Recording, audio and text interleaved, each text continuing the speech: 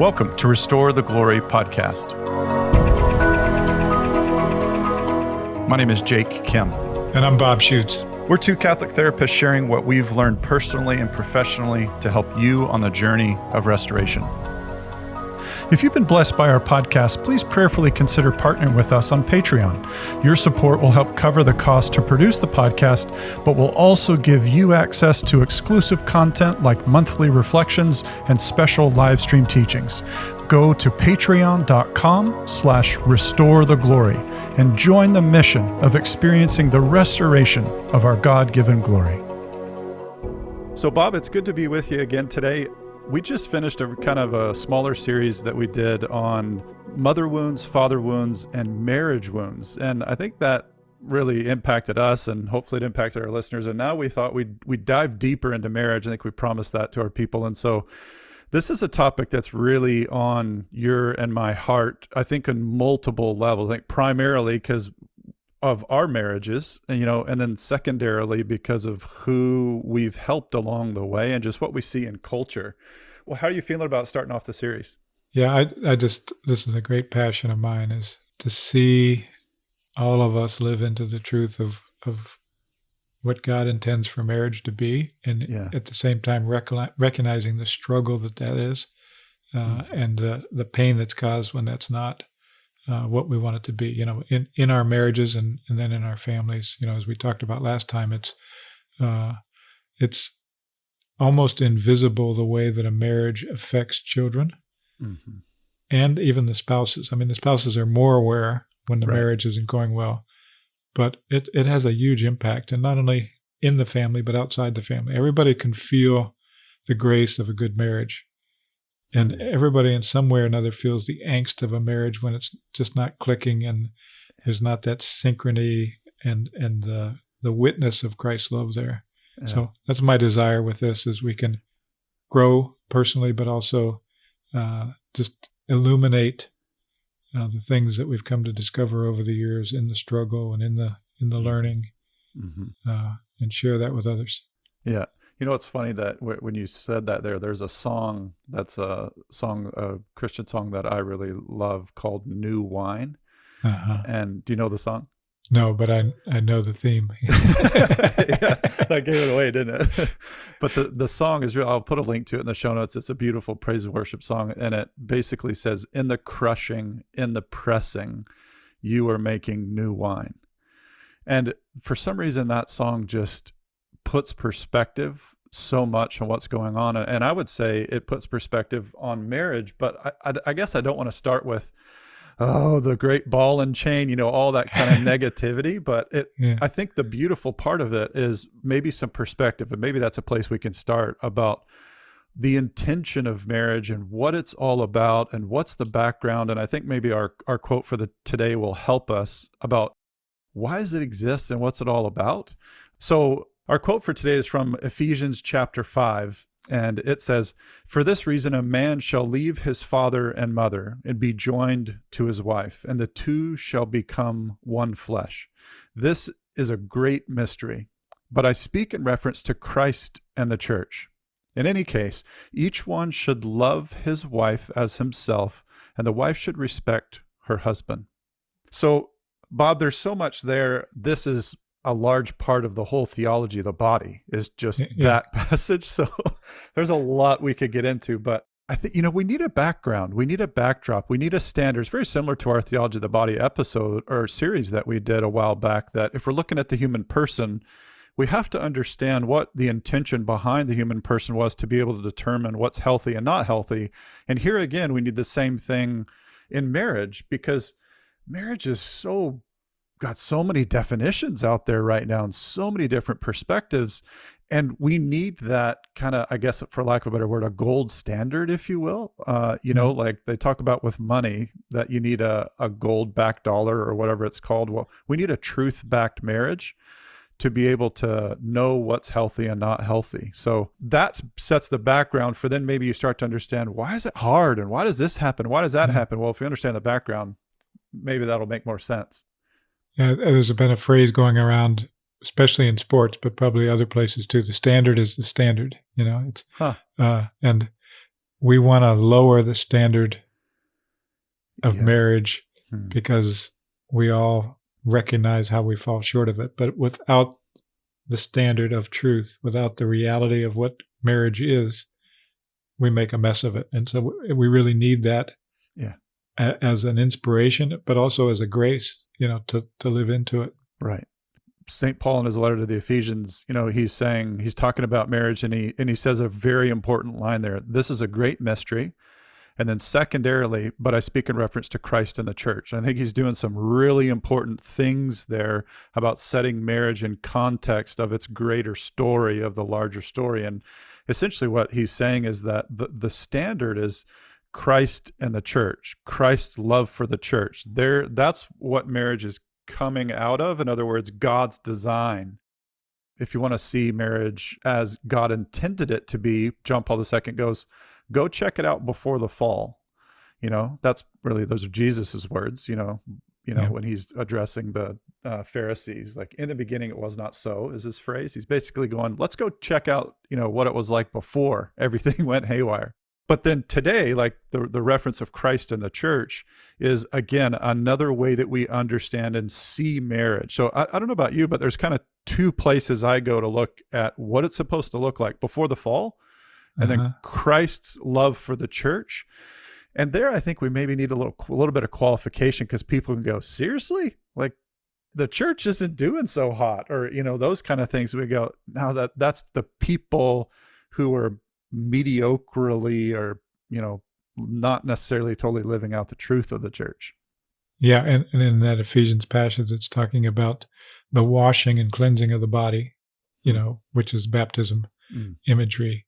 But, the real image of Christ in the church is the vision of end time. And I talked about this in both Be Devoted and our marriage conference, of just that experience of Margie on her deathbed. Yeah. And the reality of handing her over to him.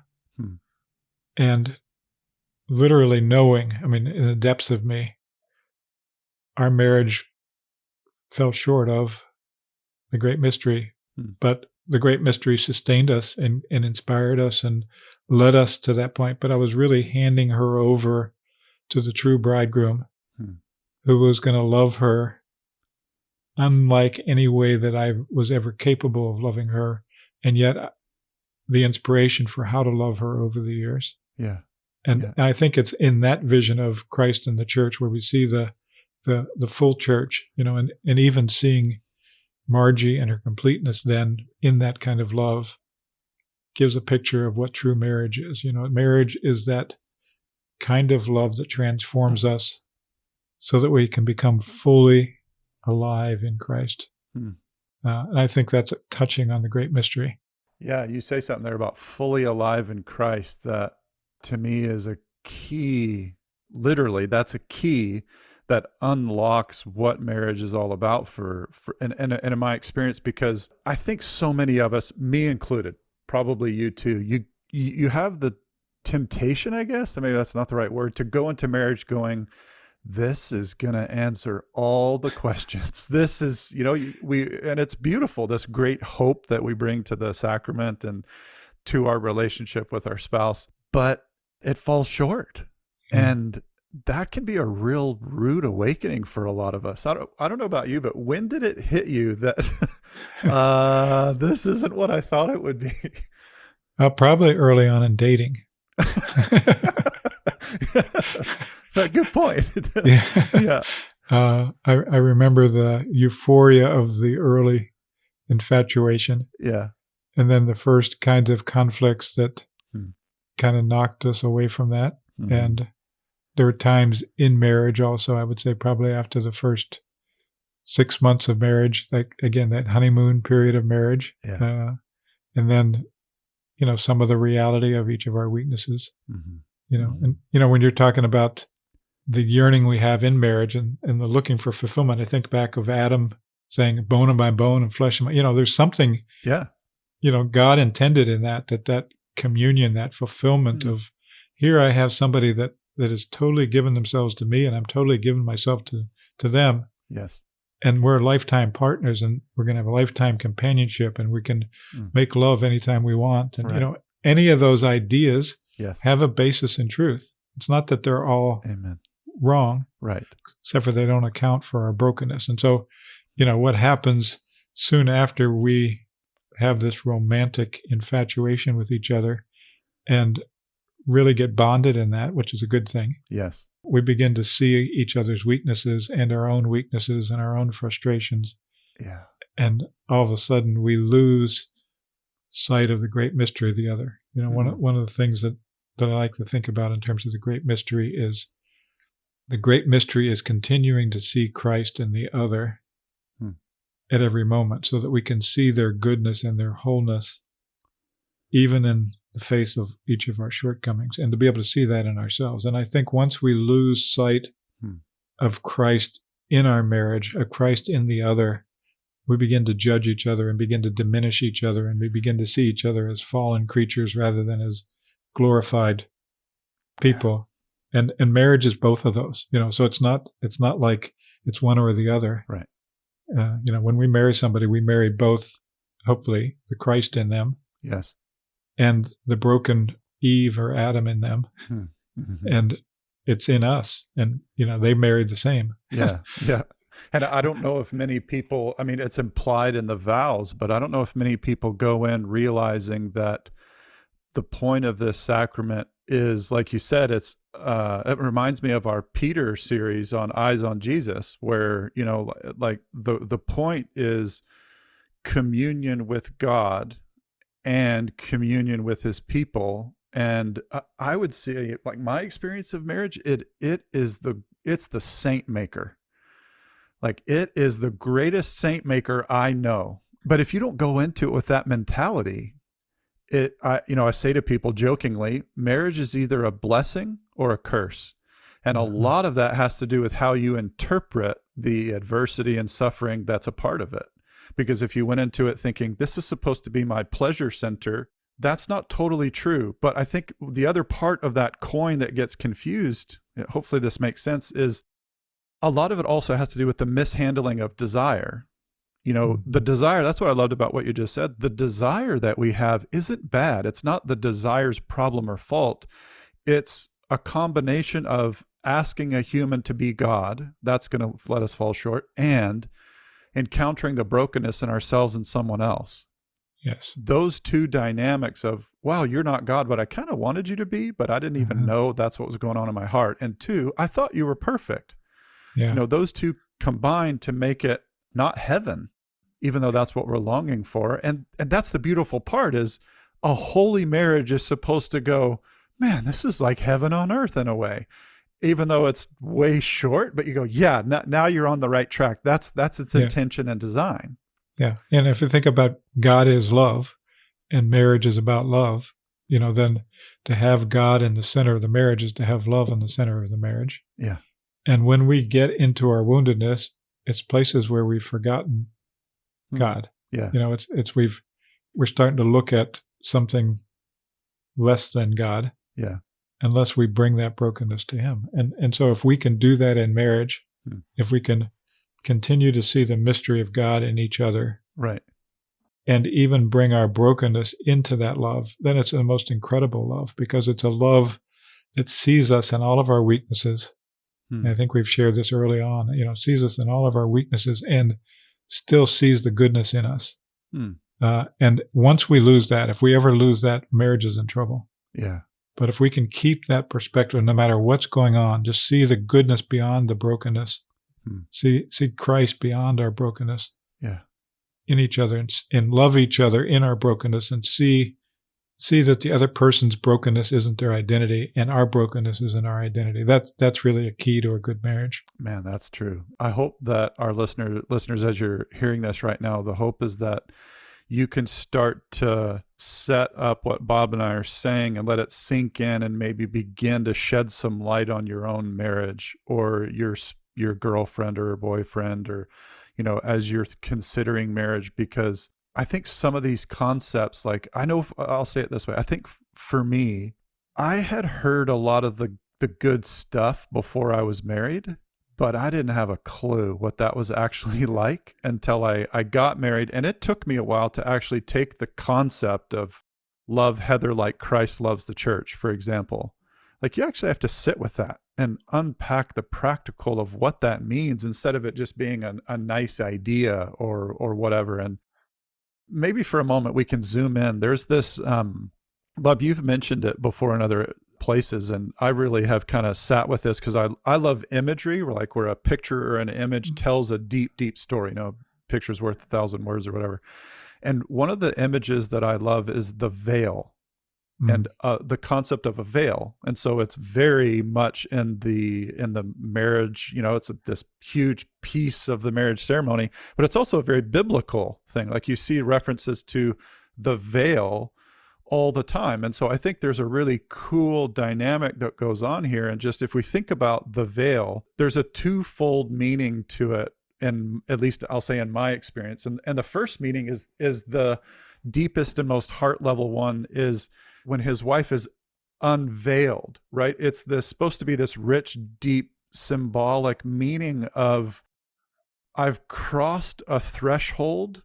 I'm closer to you than anyone else. And her saying, and I'm inviting you in closer than anyone else. Yeah. And one of the things I think that's really cool is that I think in some ceremonies, the dad lifts the veil. And I think in maybe in other times, the husband lifts the veil. And I think both of those have really cool meaning, because a dad lifting a veil basically means, I've prepared you, my sweet daughter. Yeah. I've loved you well. I've shown you what love is supposed to be like, your mom and I. And now this man's going to continue to love you in a new and a deeper and a richer way. And so that kind of references our last series, about what you came from really matters. But there's so much imagery there with the veil. So I think the second kind of imagery, other than, whoa, this deep revelation, there's a natural, I'll say, and a supernatural dimension to this image of the veil. The supernatural dimension is this drawing into deep union that's meant to image Christ in the church.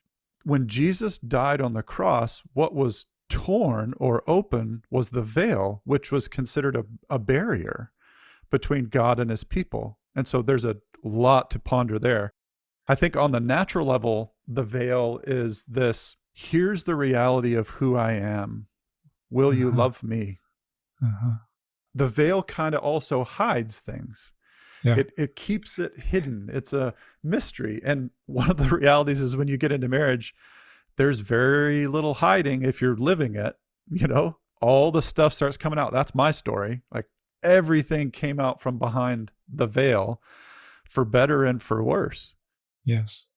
And it was that process of no more fig leaves, like the fig leaves came off. If you think about veil and fig leaf being similar, it's no more hiding. And that wasn't always easy, but man, that was essential. Yeah, I think we keep coming back to this theme of removing the fig leaves, the false self, and the unveiling of who we are, good and bad. And, a couple of things as you're speaking. One is, I think of the scripture we've talked about before, of all of us gazing with unveiled faces on the glory of the Lord. And so that's our marriage with Christ, right? Where he's looking at us and we're unveiling to him. Yes. And so that we're growing in intimacy. But that's a picture of what you just described in marriage, which is, that the unveiling. And it's not just one way, it's both ways. Yeah. We're both in the process. And that's where trust is so important, because we're only going to unveil to the extent to which we trust, but we're also only going to have trust to the extent to which we unveil. And so sometimes vulnerability is a choice in the middle, even when things are rough. So true. To open areas that we're not sure we can trust. That's why it's vulnerable. And that'll build trust, And so if we're closed down from those places, and again, that's where judgments come in so much, is if we've judged each other, or seeing each other out of our woundedness, and we don't want to open, and then we close off, that the marriage gets into trouble there. Because we start living in isolation and separation and hiding. What comes to mind, I think, in a couple is how the closing off and judgments happen. I have to be very honest and say that one of the biggest parts of my marriage struggling were judgments, and I didn't even know they were there. Yeah. And I say that because I hope our listeners can hear and see that it sometimes is going on and you don't even realize that it's going on. And if we ask the question, why is this so hard? Why isn't this working? You know, all that kind of there's something in there that's worth finding so that you can see what the block is or the issue is. And I think that's why you and I like to give categories for people, is because these are the typical categories. For example, judgments. Right. Here's how it worked for me, to give a practical, put some flesh on the bones there. I think we talked about in our, I mentioned a bit about my story with my mom and her struggle with her upbringing. And what that led to, some of those wounding dynamics, is me having this unhealthy, I'll call it, ache for feminine reassurance. So I didn't get ideally what I would have wanted, and I think was designed to get in my upbringing. So then that began to transfer to this ache for women, and to bring what I'll call my question to women. What I mean by my question is, all of us have these deep heart level things. Do I matter? Am I lovable? Do you see me? Am I worthwhile? And those are almost put there by God as what I call a homing beacon. It kind of, God intends those because deep questions need deep answers, and he's the deep answerer.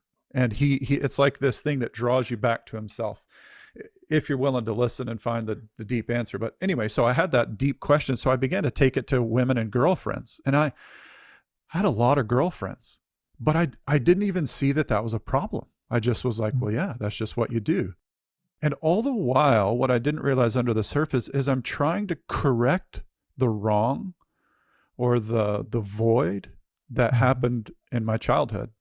So that keeps advancing and advancing and advancing. And then I find Heather and I meet and fall in love, and we get married. And what began to happen is I began to see things in Heather.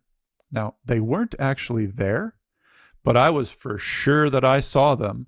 Maybe she would have a facial expression that was similar to my mom's, or maybe she would, I mean, it could be so simple. Maybe she made a meal that reminded me of a meal growing up.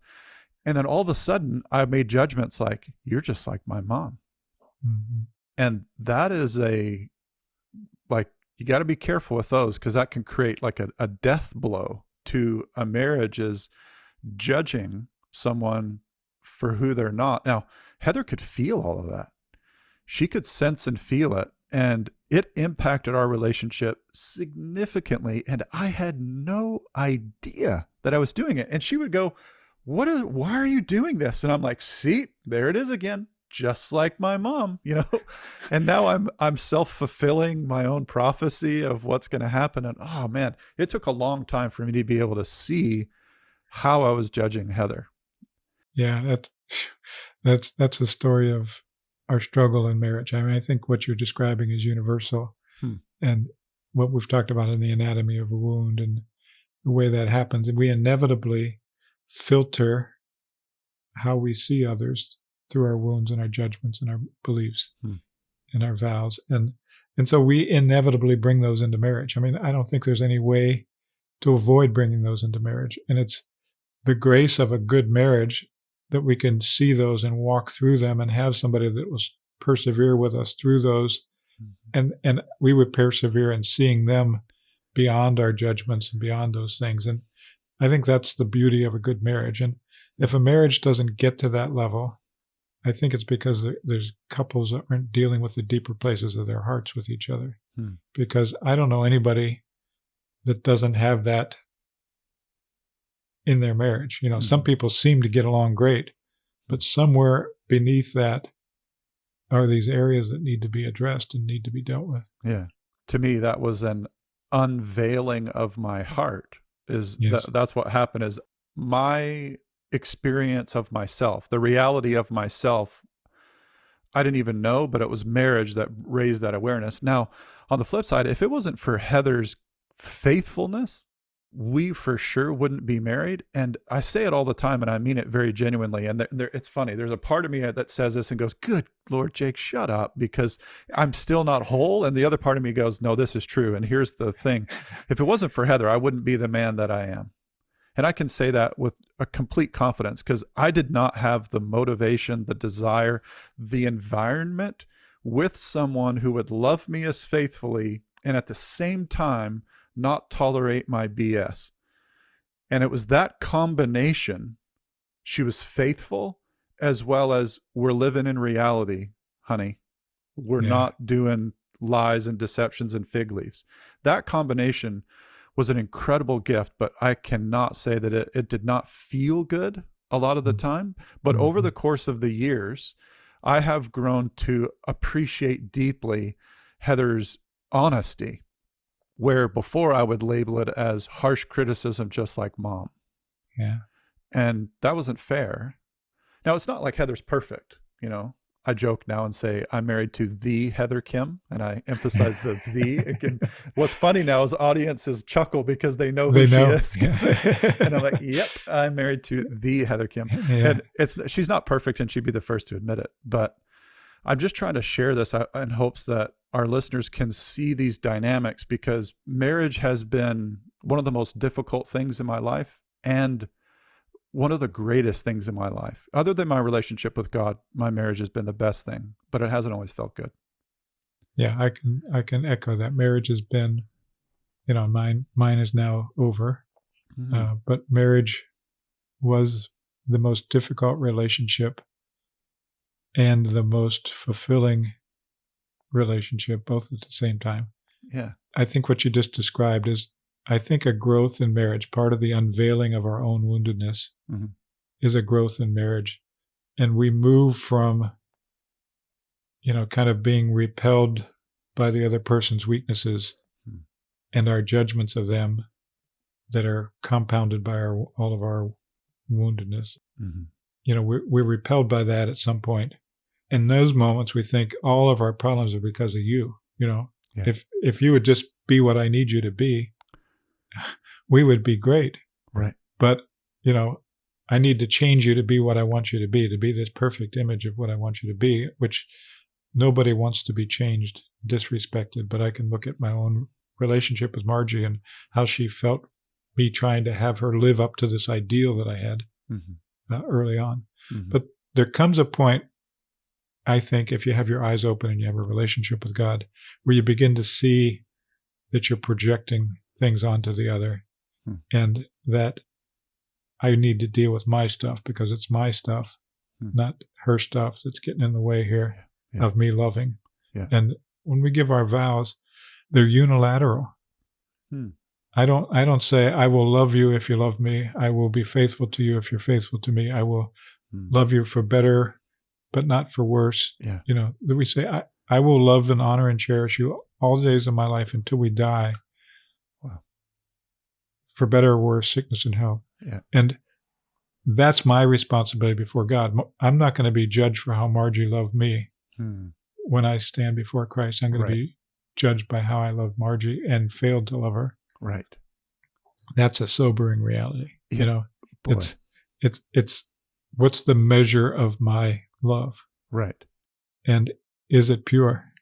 To me, you're putting your finger right on, as Christ loved the church. It's a mystery between Christ and his church, because the call is not to love the other as I want them to love me. It's love the other as Christ loved. And can you imagine Christianity if God loved us like we love in our marriages? Or like we love him? Yeah, there you go. Or like we love him. Because what's the standard again is Jesus. Yeah. Jesus's love for the church is the standard on both sides, in a way. Like, what you go, oh, so the wives are supposed to be a bit more like the church in response in some ways, but all of us are supposed to have the faithfulness of Christ to the church. Yes. The faithfulness of Christ, let's say, to me, is make it more tangible. Man, I have given him a million reasons and more to go, buddy, we're done here. Like, I've been so unfaithful to him and so like unbelievable. But it's what you just said. The call is for me to be faithful to my vows. That's kind of my end of the bargain. I know that's a bad way to put it. It's not a bargain that you're in a marriage, but that's what I'm called to. And I think that gets lost all the time. I lose that all the time. And I think the reason, that's hard. Yes. That's really hard. And I don't like hard things. I was hoping this would be a breeze and it would just make me feel good all the time. And we would, drink margaritas and have sex all the time and blah, blah, blah. Right. That's that's an immature teenager being woken up to the reality of men and women. That's not reality. When you were talking earlier about the song about the new wine. Yeah. One of my routines when I would go and walk and pray in the morning and get to the luminous mysteries where it's talking about the wedding feast of Cana. Okay. And always my prayer would be, Lord, I give you all of my empty jar to fill with your new wine. And I give you the emptiness in the places that our love isn't your love in our marriage and ask you to fill it. And, it was a life. That's beautiful. It was a lifelong, from whenever he gave those luminous mysteries, it was a lifelong prayer. Yeah. And even now when I pray it, I think back to how faithful he was. And so many times I was empty in my capacity. Yeah. And, what I was desiring in my marriage was empty compared to what the desire was. It was good. I mean, there was so many beautiful things in our marriage. Yeah. But compared to the comparison to what I was longing for and what was fulfilled, there was still an emptiness. And so fill it with your new wine. Amen. Bob, that's really beautiful. We know that marriages struggle and we know that marriage is hard. And I imagine a lot of people are tuning in and they're probably looking for hope. Mm. I'm sure there's a lot of marriages that feel like they're right at the door of it being over. And I'm sure people would go, would you just please tell me what to do? What do I do? And we've heard that probably 1,000 times in our practices and our years of working with people. And you just said something that I think can be so minimized and overlooked, but it is so central, is if I want a good marriage, I need to get right with God in my own life. You're describing you being a good husband. An essential part of that was you being filled by God first, and then offering what he filled you up with to Margie, because you admitted that I can't do this on my own. And the thing, you were never intended to, even though we might try, and we do that all the time. But that's a great starting point for how do I improve my marriage, is get close to the Lord. Yeah. And if you take that analogy a step further, think about both of us with our jugs. And, how, kind of in the time of Jesus, everybody would go get their jugs filled up in the morning for what they needed for their family, Right. So if we both in marriage go get our jugs filled up, right, and then we can pour out to each other all day, and then go get them filled up again, we're getting filled up by the other pouring out to some extent. But if we go with our empty jugs to the other and we're looking for them to pour out and they're empty and we're empty, we're going to get angry and frustrated. And why aren't you giving me what you're supposed to give me? Yeah. That's a great analogy. If you expect the other one to fill up your heart, that's the analogy of the jugs, right? Your heart and soul. That's not going to go well. If you're being filled up with God, then expect there to be overflow. And that's overflow falls into the other one, and that's awesome. And it doesn't always feel like overflow. I think that's I always have to, I feel I'm probably speaking to myself as much as I'm speaking to other people here, is I'm notorious for going, but it doesn't feel like that. And then I take that to be true. Oh, well, if it doesn't feel like that, then it's not true. That's a dangerous formula. Feelings don't always equal truth. So it's just being careful there with, I feel like my jug is full and it's overflowing. That would be called spiritual consolation.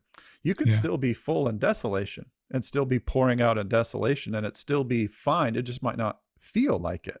Yeah, well, go back to Jesus, right? And what's the ultimate of his self-gift is on the cross. It didn't feel like this total fullness that he's giving out of, but it's at the moment of his desolation that his love is the greatest. Yeah. Right? Yes. I mean, he's giving us the most at that point. I can say that in my marriage, that it was at the driest times when I would go to God and I didn't even feel like I could get filled up enough to love. Yeah.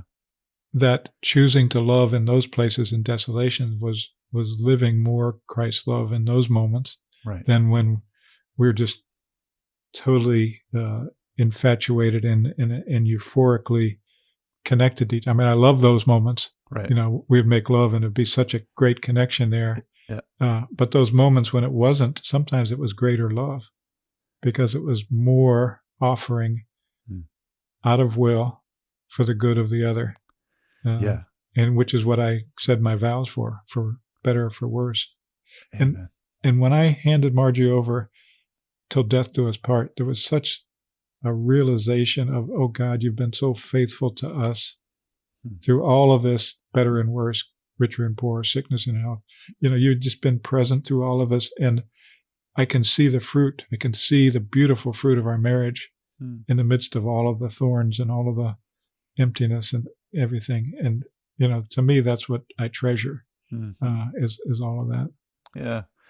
Bob, I'm sure, I know I've heard a good number of the stories that you have about marriage, and maybe I can set up a teaser for future episodes that, you know, just for you to share more about some of those things. But as I look at the time for today, I have one other thought that, again, I learned the idea from your marriage conference, but I think it's a cool, just generic thing. That's kind of what we're doing today, is just laying out a generic start to this. And, you know, listeners, we plan to linger here a bit on this topic. So you might be like, goodness, another episode on marriage? Yeah, because it's so important and it's such a need to discuss. So, and we're going to go into good depth on some of the skills, some of the ways to build that unity. I mean, don't think it's all going to be about woundedness. It's going to be about the beauty and the love and how that's expressed as we go forward. Yeah. And with stories from our own lives and clients' lives, that how all that stuff has worked out in practical ways to do it. And that's kind of what I was hoping to go, is lay out almost like the generic categories of practicals. And then we'll be breaking those down. And you said it in your marriage conference, Unveiled, and you said there's 3 kinds of formation. And I loved it because I went, yep, those are the 3 main areas you need to be focusing on in the continual growth of a marriage. And the first one was information. And basically, if you don't know what a marriage is or the truth of a marriage, so that's kind of, I linked information to truth. If I don't understand what it is, so what is truth? That's like Theology of the Body. Christopher West, a buddy of ours, that's really great content to go into. There's resources, reading, books, talks, etc. That is a key part, information. The second one is reformation or reformation. And I always like to emphasize the reformation instead of reformation. Right. Basically, I say this to the seminarians I work with is, you've been in formation your whole life. And what's happening now is we're evaluating whether the formation was sound, and where it wasn't, we're reforming you. Reform, like changing the dynamics. And I link that to maturity, to the process of growing into who I was called to be. And so, that wasn't right, or I got into that habit, or what that virtue is kind of low. I don't really have that one. Well, I need to be reformed. And that's part of the process of marriage. We're going to get into that, the maturation, the skills, the practices, etc. And then the last one is transformation. So again, you hear formation, all of information, reformation, transformation. And transformation is change or healing, the stuff in our souls and hearts that need to be transformed because they're broken, right? Broken pots need to be put back together so that we can even hold the water that Jesus has and tries to pour into us. So there's those 3 generic categories. And anything, Bob, you came up with the categories. Anything you want to add to them? Yeah, I think if we can take each one of those for a second. Yeah. We get a lot of information about relationships in our life. You know, from the media, from other people, from our experiences, from what we watch. And so having what you said is the truth come in is really critical. That's one of the things we're going to do here, is give information about what marriage is and what the truth is, so that we can counter a lot of the things that we live with in lives. And I went to graduate school and marriage and family, and I learned all kind of wrong stuff about, marriage is about personal fulfillment. And if you don't find that personal fulfillment in that person, get another person to give you fulfillment. And, you don't have to be true to your marriage vows and all kind of stuff. Yeah. That was part of that information of my graduate training. I already had the information in formation of my upbringing in the church, but I also had a broken marriage, my parents' broken marriage. And so I had a lot of confusing information and formation. And so the reformation is kind of like a broken bone needs to get reset. Sometimes it's painful. But hopefully what we're going to share is not as much painful as joyful as, here are the ways to build that unity and connectedness. I think it'll be our next episode. We'll talk about that. And here's how to reform a marriage, and it's practical and it's doable and it's realistic, and you can do it day after day. And then the transformation I think about is a spiritual transaction also.